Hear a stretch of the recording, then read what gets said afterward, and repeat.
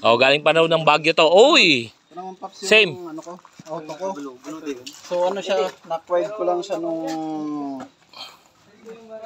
mga siguro 2 buwan pa lang sa akin to.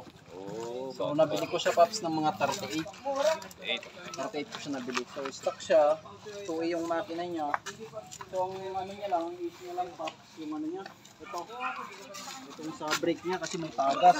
Pag preno mo kasi sa gipitan, biglang bumababa. Eh ito, shoutout kay Paps Ronel sa kanya galing. Oy! Papa Ronel, shoutout daw. Kailangan ng pamalit, alam mo. Tapos, yun Paps, nung galing ako ng Baguio, wala pa naman ako napalitan dyan. Nakakuha lang ako ng idea kasi dati ito, puro red. So DIY lang Paps, pinaglaruan ko lang. Ito, pininturahan ko ng black. Pati doon sa likod niya. Actually, Papa, kasi pagka ito black, PHDM. PHDM. Harap likod, PHDM. PHDM. Pero pag ito na, Yan mga kabasyong, PHDM. GDM, saka ako na. Yan. Pero ang original talaga Papa is black dito talaga. Black talaga Papa.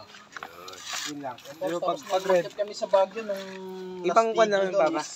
Pwede na nakakuha ko ng idea doon kay Paps din, yung sa red. So malaki kasi yung sa kanya, so yung akin naman parang binagay ko lang siya dito sa butas. Cleanip ko lang din siya.